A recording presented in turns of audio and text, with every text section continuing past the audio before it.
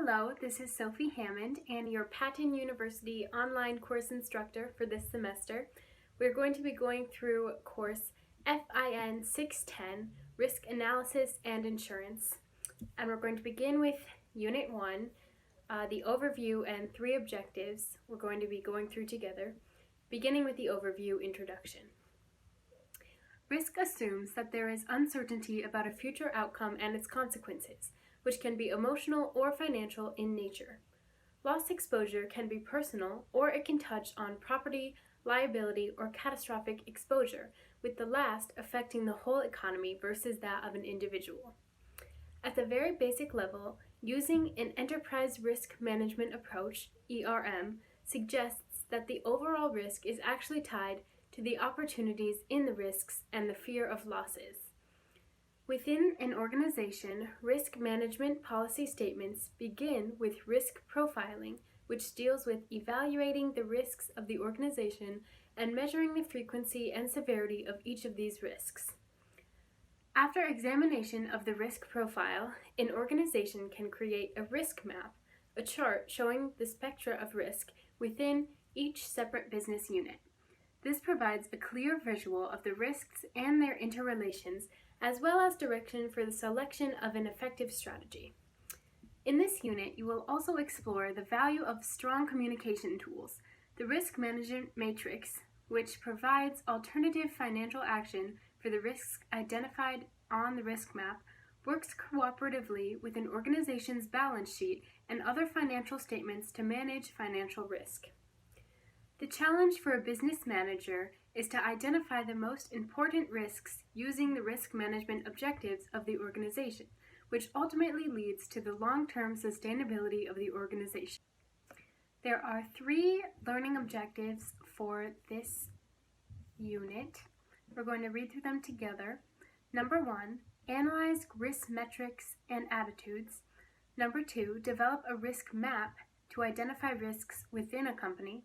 And number 3, evaluate how the ERM function maximizes a firm's value. So with those objectives in mind, we're going to continue to Objective 1, reading the quantification of uncertainty via probability models. Let's begin. As we consider uncertainty, we use rigorous quantitative studies of chance, the recognition of its empirical regularity in uncertain situations. Many of these methods are used to quantify the occurrence of uncertain events that represent intellectual milestones. As we create models based upon probability and statistics, you will likely recognize that probability and statistics touch nearly every field of study today. As we have internalized the predictive regularity of repeated chance events, our entire worldview has changed. For example, we have convinced ourselves of the odds of getting heads in a coin flip so much that it's hard to imagine otherwise. We're used to seeing statements such as average life of 1,000 hours on package of light bulbs. We understand such a phrase because we can think of the length of life of a light bulb as being uncertain but statistically predictable. We routinely hear such statements as, the chance of rain tomorrow is 20%. It's hard for us to imagine that only a few centuries ago, people did not believe in the existence of chance occurrences or random events or in accidents, much less explore any method of quantifying seemingly chance events. Up until very recently, people have believed that God controlled every minute detail of the universe. This belief rules out any kind of conceptualization of chance as a regular or predictable phenomenon. For example, until recently, the cost of buying a life annuity that paid buyers $100 per month for life was the same for a 30-year-old as it was for a 70-year-old. It didn't matter that empirically, the life expectancy of a 30-year-old was 4 times longer than that of a 70-year-old. After all, people believed that a person's particular time of death was God's will. No one believed that the length of someone's life could be judged or predicted statistically by any noticed or exhibited regularity across people. In spite of the advancements in mathematics and science since the beginning of civilization, remarkably, the development of measures of relative frequency of occurrence of uncertain events did not occur until the 1600s. This birth of the modern ideas of chance occurred when a problem was posed to a mathematician, Blaise Pascal, by a frequent gambler. As often occurs, the problem turned out to be less important in the long run than the solution developed to solve the problem. The problem posed was, if two people are gambling and the game is interrupted and discontinued before either one of the two has won, what is a fair way to split the pot of money on the table? Clearly, the person ahead at that time had a better chance of winning the game and should have gotten more. The player in the lead would receive the larger portion of the pot of money. However, the person losing could come from behind and win. It could happen, and such a possibility should not be excluded. How should the pot be split fairly?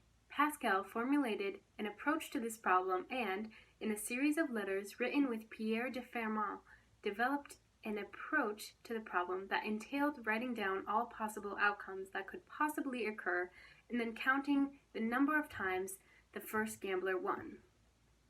The proportion of times that the first gambler won, calculated as the number of times the gambler won divided by the total number of possible outcomes, was taken to be the proportion of the pot that the first gambler could fairly claim. In the process of formulating this solution, Pascal and Fermat more generally developed a framework to quantify the relative frequency of uncertain outcomes, which is now known as probability. They created the mathematical notion of expected value and an uncertain event. They were the first to model the exhibited regularity of chance or uncertain events and apply it to solve a practical problem. In fact, their solution pointed to many other potential applications to problems in law, economics, and other fields. From Pascal and Fermat's work, it became clear that to manage future risks under uncertainty, we need to have some idea about not only the possible outcomes or states of the world, but also how likely each outcome is to occur.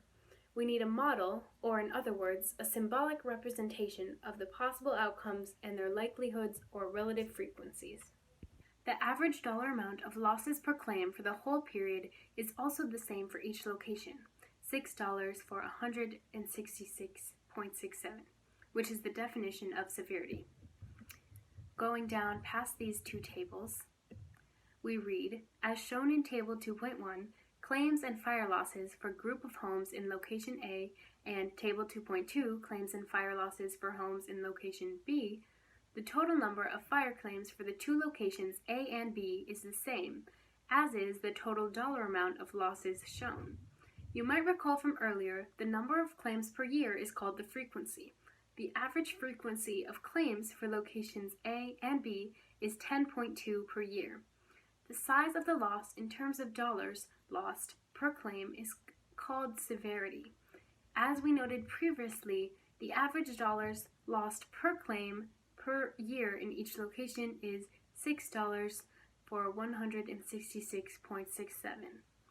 The most important measures for risk managers when they address potential losses that arise from uncertainty are usually those associated with frequency and severity of losses during a specified time period.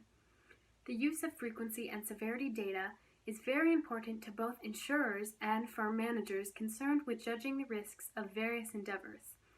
Risk managers try to employ activities, physical construction, backup systems, financial hedging, insurance, etc., to decrease the frequency or severity, or both, of potential losses. In Chapter 4, Evolving Risk Management, Fundamental Tools, we will see frequency data and severity data represented. Typically, the risk manager will relate the number of incidents under investigation to a base, such as the number of employees if examining the frequency and severity of workplace injuries. In the example, in Table 2.1, claims and fire losses for group of homes in location A, and Table 2.2, claims and fire losses for homes in location B, the severity is related to the number of fire claims in the 5-year period per 1,000 homes. It is important to note that in these tables, the precise distribution, frequency, and dollar losses over the years for the claims per year arising in location A is different from distribution for location B. This will be discussed later in this chapter. Next, we will discuss the concept of frequency in terms of probability or likelihood. Frequency and probability. Returning back to the quantification of the notion of uncertainty, we first observe that our intuitive usage of the word probability can have two different meanings or forms as related to statements of uncertain outcomes. This is exemplified by two different statements. Number one, if I sail west from Europe, I have a 50% chance that I will fall off the edge of the earth. And number two, if I flip a coin, I have a 50% chance that it will land on heads. Conceptually, these represent two distinct types of probability statements.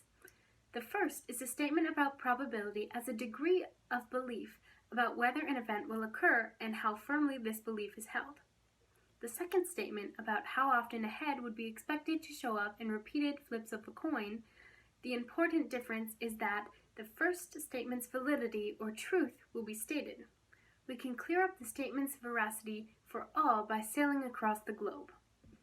The second statement, however, still remains unsettled. Even after the first coin flip, we still have a 50% chance that the next flip will result in a head. The second provides a different interpretation of probability, namely as a relative frequency of occurrence in repeated trials.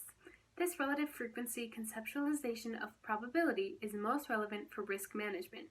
One wants to learn from the past events about the likelihood of future occurrences. The discoverers of probability theory adapted the relative frequency approach to formalizing the likelihood of chance events. Pascal and Fermat ushered in a major conceptual breakthrough, the concept that, in repeated games of chance, or in many other situations encountered in nature, involving uncertainty, fixed relative frequencies of occurrence of the individual possible outcomes arose. These relative frequencies were both stable over time, and individuals could calculate them by simply counting the number of ways that the outcome could occur divided by the total number of equally likely possible outcomes. In addition, empirically, the relative frequency of occurrence of events in a long sentence of repeated trials, example, repeated gambling games, corresponded with the theoretical calculation of the number of ways an event could occur divided by total number of possible outcomes. This is the model of equally likely outcomes or relative frequency definition of probability, or relative frequency definition of probability. It was a very distinct departure from the previous conceptualization of uncertainty that had all events controlled by God with no humanly discernible pattern. In the Pascal-Fermat framework, prediction became a matter of counting that could be done by anyone. Probability and prediction had become a tool of the people. Figure 2.2, possible outcomes for a roll of 2 dice with the probability of having a particular number of dots facing up, provides an example representing all possible outcomes in the throw of 2 colored dice along with their associated probabilities. With that being said, Figure 2.2 and the continuation of Objective 1 can be reviewed by yourself. We are going to move on to covering Objective 2 together. The second objective we're covering is develop a risk map to identify risks within a company. We're going to begin reading together with the risk management function. Traditionally, a firm's risk management function ensured that the pure risk of losses were managed appropriately. The risk manager was charged with the responsibility for specific risks only. Most activities involved providing adequate insurance and implementing loss control techniques so that the firm's employees and property remained safe. Thus, risk managers sought to reduce the firm's costs of pure risks and to initiate safety and disaster management. Typically, the traditional risk management position has reported to the corporate treasurer. Handling risks by self-insuring, retaining risks within the firm, and paying claims in-house requires additional personnel within the risk management function. In a small company or sole proprietorship, the owner usually performs the risk management function, establishing policy and making decisions. In fact, each of us manage our own risks, whether we have studied risk management or not. Every time we lock our house or car, check the wiring system for problems, or pay an insurance premium, we are performing the same functions as a risk manager. Risk managers use agents or brokers to make smart insurance and risk management decisions. Agents and brokers are discussed in Chapter 7, Insurance Operations. The traditional risk manager's role has evolved, and corporations have begun to embrace enterprise risk management, in which all risks are part of the process, pure opportunity and speculative risks. With this evolution, firms created the new post of Chief Risk Officer, CRO. The role of CROs expanded the traditional role by integrating the firm's silos or separate risks into a holistic framework. Risks cannot be segregated, they interact and affect one another. In addition to insurance and loss control, risk managers, or CROs, use specialized tools to keep cash flow in-house, which we will discuss in Chapter 6, the Insurance Solution and Institutions, and Chapter 7, Insurance Operations. Captives are separate insurance entities under the corporate structure, mostly for the exclusive use of the firm itself. CROs oversee the increasing reliance on capital market instruments to hedge risk.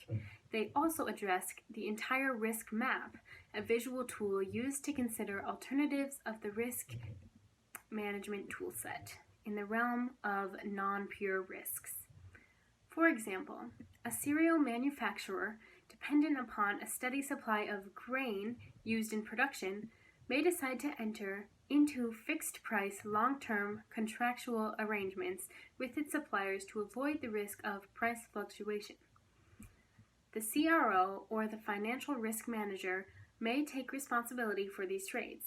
They also create the risk management guideline for the firm that usually includes the following: writing a mission statement for risk management in the organization, communicating with every section of the business to promote safe behavior, identifying risk management policy and processes, pinpointing all risk exposures, what keeps employees awake at night, assessing risk management and financing alternatives as well as external conditions in the insurance markets, allocating costs, negotiating insurance terms, adjusting claims adjustment in self-insuring firms, keeping accurate records.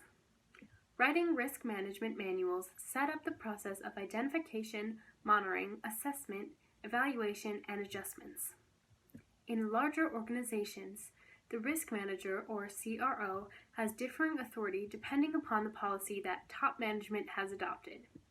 Policy statements generally outline the dimensions of such authority.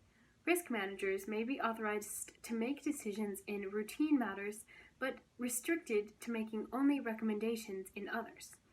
For example, the risk manager may recommend that the costs of employee injuries be retained rather than insured, but a final decision of such magnitude would be made by top management. The risk management process.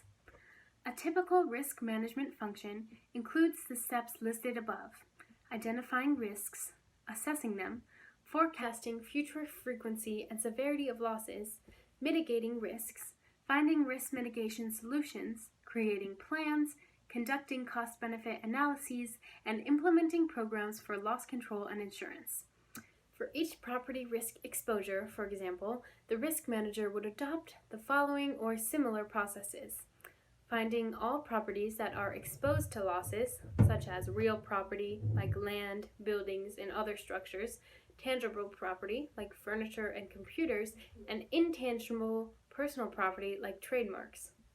Evaluating the potential causes of loss that can affect the firm's property, including natural disasters such as windstorms, floods, and earthquakes, accidental causes such as fires, explosions, and the collapse of roofs under snow, and many other causes noted in Chapter 1, the nature of risk, losses, and opportunities. Evaluating property value by different methods such as book value, market value, reproduction cost, and replacement costs. Evaluating the firm's legal interest in each of the properties, whether each property is owned or leased. Identifying the actual loss exposure in each property using loss histories, frequency and severity, accounting records, personal inspections of flowcharts, and questionnaires. computing the frequency and severity of losses for each of the property risk exposures based on loss data, forecasting future losses for each property risk exposure, creating a specific risk map for all property risk exposures based on forecasted frequency and severity, developing risk management alternative tools such as loss control techniques based upon cost-benefit analysis or insurance, comparing the existing solutions to potential solutions, traditional and non-traditional, uses of risk map, communicating the solutions with the whole organization by creating reporting techniques, feedback, and a path for ongoing execution of the whole process. The process is very similar to any other business process. There are some key takeaways and some discussion questions to note before we head back to the next resource and the next objective, objective number 3, to evaluate how the ERM function maximizes a firm's value. Jumping right into the text here, the enterprise risk management, or CRO, must understand the risks inherent in both sides of the balance sheet of the firm's financial statements. A balance sheet provides a snapshot of a firm's assets and liabilities. We show a balance sheet for a non-financial firm in Table 5.3, Hypothetical Retail and Wholesaler Fashion Apparel Balance Sheet, Risks and ERM. Table 5.5, a hypothetical balance sheet of a hypothetical life insurance firm with its asset allocation mix in millions of dollars, risks and ERM, then shows a balance sheet for an insurance company. Firms must produce annual financial reports, including their balance sheets and their income statements. Together, we call income statements and balance sheets financial statements. While we focused in the section above on a simplified hypothetical income statement, now we focus on the assets and liabilities as they appear at a certain point. With this ammunition at hand, we will be able to explain why financial institutions created so many problems during the 2008 and 2009 credit crisis. You will be able to explain AIG's major problems and why the government ended up bailing it out, along with many other financial institutions. The question that you will be able to answer is, what side of the balance sheet did AIG fail to manage appropriately? Non-financial firm. First, we will work with a hypothetical, small, non-financial institution, such as a furniture manufacturer or high-tech hardware and software company. In Table 5.3, Hypothetical Retail and Wholesaler Fashion Apparel Balance Sheet, Risks and ERM, shows the hypothetical assets, liabilities, and equity of this business. You can see the table inserted right into the text. Based on Table 5.3, Hypothetical Retail and Wholesaler Fashion Apparel Balance Sheet, Risks and ERM, we can list some areas for which enterprise risk managers, ERMs, need to involve themselves for risk mitigation. Note, these lost risks do not. As part of the executive team, enterprise risk managers regard all activities, including any involvement in opportunity risks that carry the potential of gains as discussed in Chapter 1, the nature of risks, losses, and opportunities. Examples of ERM activities generated from the assets and the liabilities of the balance sheet are as follows. Building risk.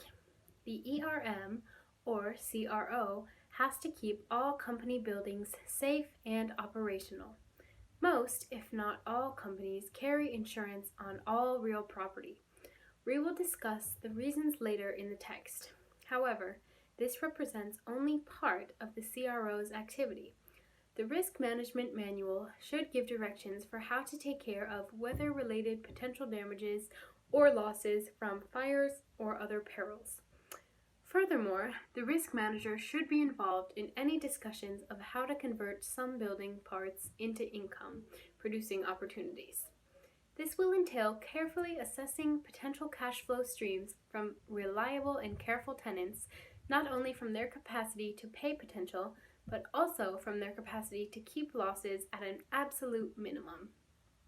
The CRO, or ERM, takes on the capital budgeting function and computes net present values with the appropriate risk factors, as shown in Chapter 4, Evolving Risk Management Fundamental Tools. With the example of the safety belts, they need to include some risk factors to measure tenant quality in terms of both paying the rent and maintaining the properties properly. Accounts, receivables, and notes due. ERMs and CROs must create procedures to ensure that the accounts receivables can be collected and remain in good standing. This is key to sustainability, the ability to maintain expected cash flows. In addition, since the fashion apparel's customers are from other countries, the decision of what currency to use is very important. As far as currency risk is concerned, the risk officer must negotiate with the suppliers and designers to set a mutually beneficial currency. This mutually beneficial currency will provide a very important means to pay the firm's suppliers and global designers. The risk manager can use currency derivatives to hedge/mitigate the currency risk. Also, if the company uses credit to maintain inventory for the long term, the ERM procedures should include ways to handle interest rate risks on both sides. Such interest rate risk would affect both receivables and payments to vendors, designers, and suppliers. To ensure liquidity, many companies create interest-bearing credit lines from banks as long as the interest rates are in line with what can be collected in the accounts receivable.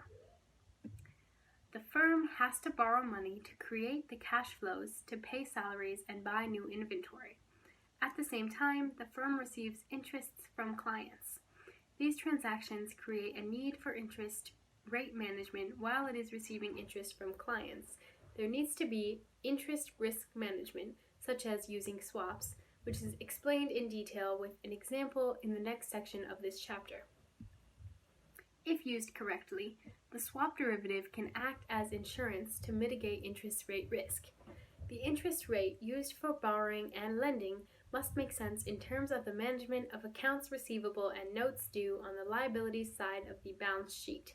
See Figure 5.1, the links to ERM with opportunities and risks, showing the gains and losses that can occur because of interest rate and currency risks. They can also provide opportunities if handled with appropriate risk management. Note that the ability to obtain lines of credit from banks and suppliers and extend credit to customers is an integral part of the working of cash flow of the firm.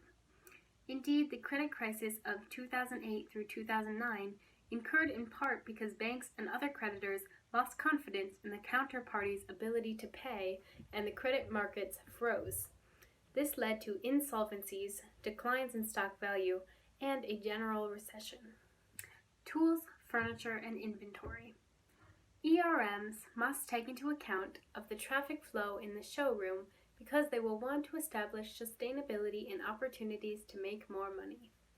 They must ensure that halls provide safety designs as well as fashion statements and innovative and creative designs to enhance visibility of the merchandise. Thus, while the risk manager is involved in avoiding or reducing losses, he/she is also involved in the opportunities. For example, it may be too risky to hang some of the merchandise from the ceilings with wind tunnels that accentuate the flow of the fabrics, but it may also increase sales dramatically if the right effects are achieved. CROs must manage the opportunity risk, the chance to make money, with the appropriate risk factors as they compute the capital budget. Accounts payable, including the mortgage on the buildings, capital structure. Until the real estate crisis of 2008, real estate investments were stable. However, the CRO, working with other managers, must decide whether to purchase large assets with debt or equity from investors. The financing method is very important and it is regarded as the capital structure of the firm, the choice between debt and equity. In this company, the apparel designer, the building was purchased with a large mortgage debt. The mortgage amount due is not subject to reduction unless paid. But the buildings can decline in value and at the same time the company's net worth can be in jeopardy, with potentially catastrophic consequences. If our hypothetical example was a publicly traded company, it would have to show at the end of each year with the true value of buildings, the market value. Under this scenario, with so much debt and so little owner's equity, the balance sheet can show the firm as insolvent. The CRO or risk manager must address the company's capital structure issue and point out the risks of taking large mortgages on buildings, since the properties may lose their value. The capital structure decision creates a need for managers to choose between financing property with debt versus equity. This trade-off is a tricky one to negotiate. If the firm uses equity, it may be underinvested. If it uses debt, it runs the risk of insolvency. For example, we know that before the 2008 financial crisis, many firms used too much debt, leading to sustainability issues and liquidation, such as Circuit City. Capital structure decisions, as well as the nature of debt and its covenants, the details of the contracts and promises between debt contract parties, accounts receivables, and notes have been under the domain of the Finance or Treasury Department of companies with a new breed of financial risk managers. These risk managers are responsible for managing the risk of the investments and assets of the firms using tools such as value at risk, VAR, discussed in Chapter 2, risk measurement and metrics, and capital market instruments such as derivatives, as explained in Chapter 2, risk measurement and metrics, and will be detailed in the next section of this chapter. Currently, the trend is to move financial risk management into the firm-wide enterprise risk management. Now we're on the last section, financial firm and insurer.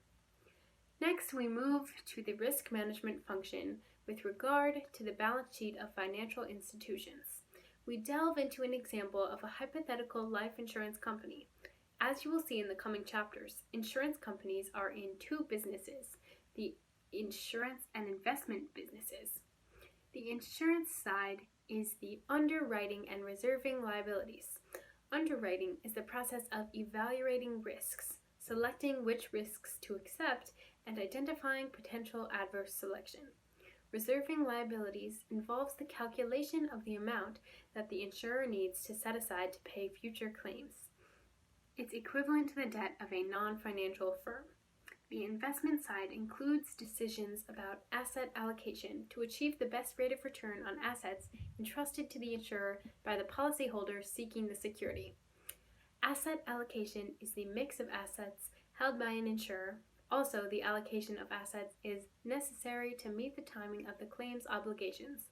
This activity is called asset liabilities matching. The matching is, in essence, to ensure liquidity, so that when claims come due to the firm has available cash to pay for losses. When reviewing the asset portfolio, also referred to as the investment portfolio or asset allocation of an insurer, we see that characteristics of the assets needed to support the payment of claims of the specific insurer. Asset allocation is the mix of assets held by an insurer. A property or health insurer needs a quick movement of funds and cannot invest in many long-term investments. On the other hand, insurers that sell mostly life insurance or liability coverage know that the funds will remain for longer-term investment, as claims may not arrive until years in the future.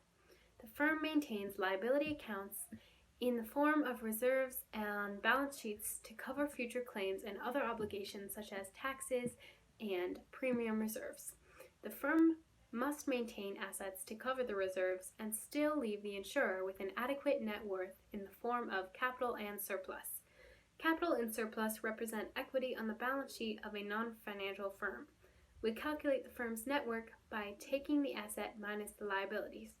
For students who have taken a basic accounting course, the balance sheet of a firm will be familiar. Table 5.4, balance sheet structure of an insurer, provides the two sides of the balance sheet of an insurer in insurance terminology. As you can see, we have finished objectives 1, 2, and 3, as well as the Unit 1 overview. There is a Unit 1 review that is advised to take a look at some flashcards and a couple exercises for your benefit. And that concludes Unit 1.